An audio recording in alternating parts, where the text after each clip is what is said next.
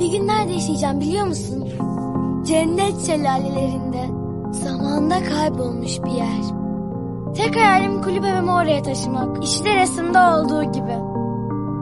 Zaman sen olmayınca geçmiyor. Sen olmayınca